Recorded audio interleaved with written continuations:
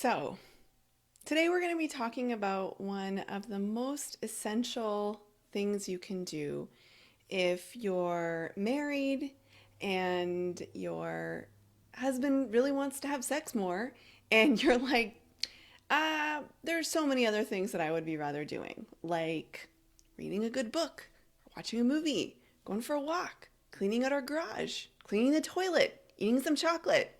So many other things that make me feel happy and connected and allow me to enjoy my life. But you know that it's good for your marriage and you know it's good for you, and maybe you're arguing about it. And so you're kind of stuck between a rock and a hard place. And so let me just breeze on by that potential really funny analogy for when it comes to talking about sex and give you some advice. My name is Janna Denton-Howes. I am a marriage coach and I specialize in helping couples where there is a desire discrepancy, where the husband wants it more and the wife wants it less. Yes, I very narrowly defined who I support because it's so common. Now, while I have created a whole methodology for solving this in a marriage, because this was my experience and nobody was around to help me, so I figured it out and now I've taught it to hundreds of other women with great success. I want to distill it down to one thing that you can do. And really, one thing you can do if specifically the issue you're having is transitioning from daily life into enjoying some relaxing, pleasurable time with your husband. A lot of people will blame exhaustion and busyness and lack of time and having young kids, which all of these things are legitimate situations that you find yourself in, but I don't think they're the cause of it.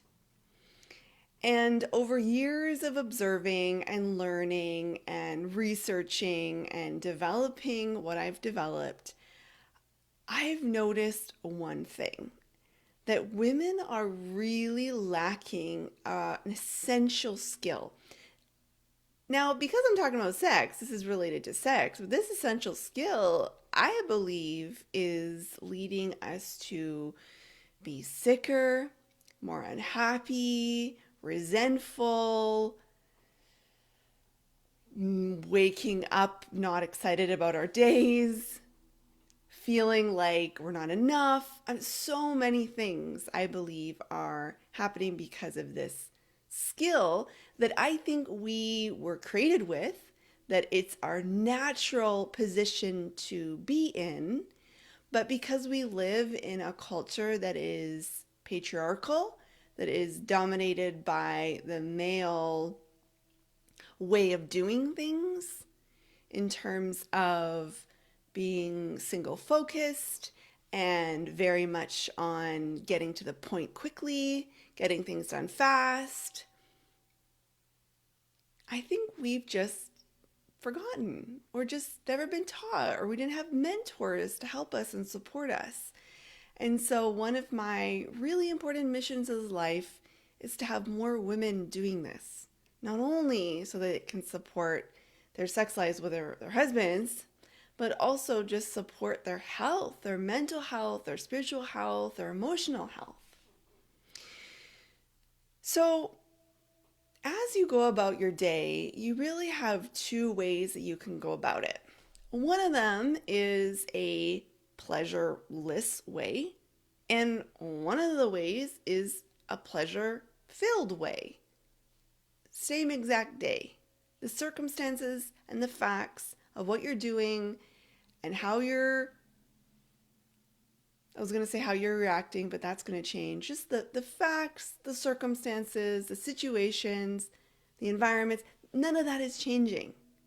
But it's a decision that you can make whether to go about it in a pleasureless way or a pleasure-filled way.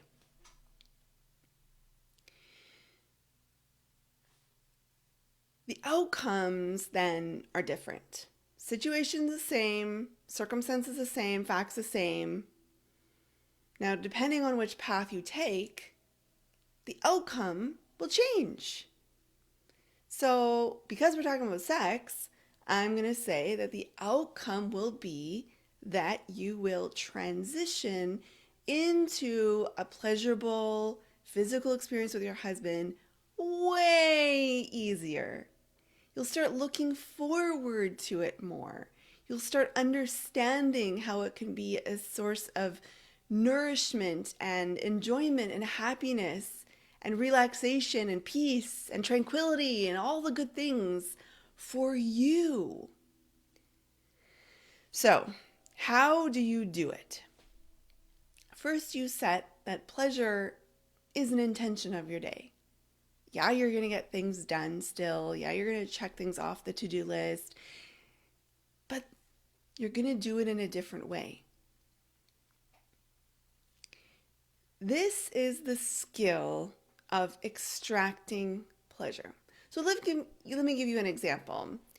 In order to prepare for this Facebook Live, I had a shower, I did my hair, I put on makeup, I got dressed, I opened up the blinds so I could see my bedroom, so I could find my clothes. I came into my office, I sat down, I wrote in an outline, I practiced it, and I turned on the camera.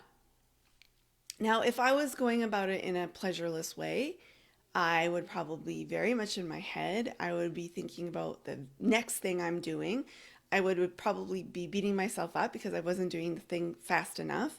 I would be rushing, I would be unintentional, and the result would be different, I believe. And now you're seeing the result.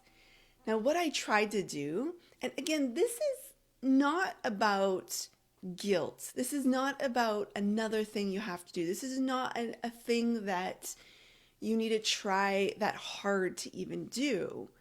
Because if it's your natural inclination already, it's just simply about letting it happen.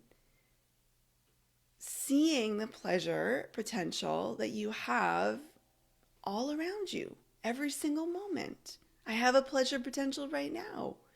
I can feel the seat beneath my chair. I can enjoy the beautiful colors of my planner sitting next to me.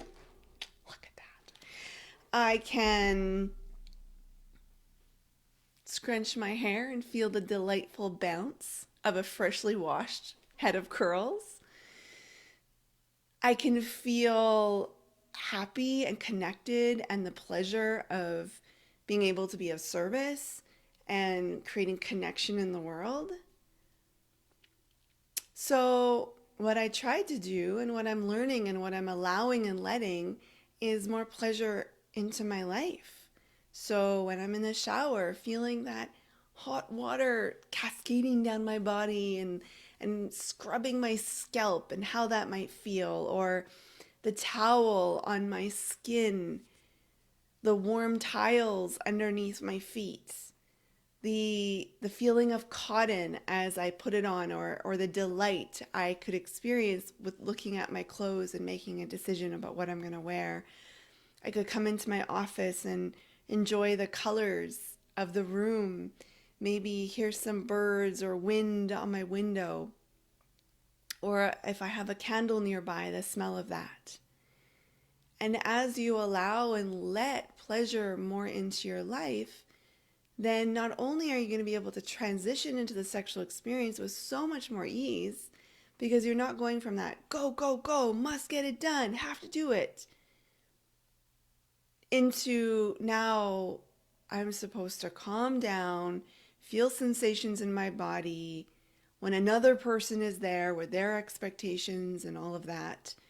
It just is, it's unnecessary to expect that of ourselves. So you start practicing this in your everyday life, little tiny things through your five senses. One person in our community, in the Wanting It More community, made this really great observation. She said, if I don't notice the pleasure, it's kind of just, it's lost. It's not there. The potential was there, but without noticing it and enjoying it and experiencing it, it's gone for that moment. And of course, you have another moment and another moment and another moment. We have unlimited amount of moments as far as we know. We don't know when we're going to die, but even after death, we probably have potential for pleasure after that. It's my belief. So, and you might think, well, I might be in a very unpleasurable environment. Let's take, I don't know, a hospital, for example. I'm in a hospital, there's fluorescent lighting, there's noise, or all the energy and the fears associated with being in a hospital, and maybe you pick up on that. There's the uncomfortable gowns that you have to wear, there's the worry about your health. I mean, literally, what's pleasurable in that? You always have your thoughts in the moment. You can always conjure up a memory of a pleasurable event or something that you just enjoy, like sun on my skin is something that I adore.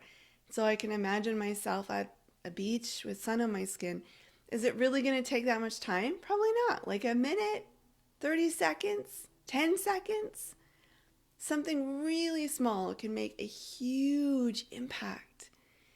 There is pleasure potential all around you right now in this moment as you're watching the video.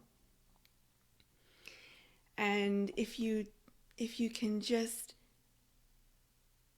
notice it and let it come into your life by extracting the pleasure around you from your five senses, not only will you be a happier person, you'll be more productive, more creative, and you'll enjoy sex more and you'll want it more. And that's why we're here. Then when you go into the sexual experience, you'll be able to extract, not only be able to transition easier into the sexual experience, but you'll be able to enjoy yourself more because you'll have developed the skill of extracting pleasure from your five senses. You'll really enjoy the feeling of your cheek against your husband's soft cheek. Maybe enjoy that for minutes, 10 minutes enjoying that. Or the sound of his heartbeat, or the warmth of his embrace, or the feeling of your hands through his hair, or the heaviness of his body on you, that weight that I certainly enjoy. Not everyone does. Other people like light touch. You do you, because your pleasure is unique to you. What you're going to enjoy is unique and special and wonderful and created just for you, which is so exciting when you think about combining that with the connection and safety and love and protection that an intimate relationship can provide. That's what sex is about. It's not about fulfilling needs or pressure or trying to emulate something you've seen on media or do what you think you should do. It's about genuine pleasure, genuine connection. And all of those things that I mentioned are legitimate forms of pleasure. So I really encourage you today to go about your life, your regular life, not changing anything except for the intention to notice moments of pleasure and to get them and use them for your advantage, not only in your personal life, but also in your relationship. Expect the sexual experience to be full of pleasurable moments, not in terms of feeling pressure for it to be amazing and mind-boggling and out of this world. No, subtle, simple, very much tailor-made to you types of pleasure. I hope that helps, and I'll see you in our next video.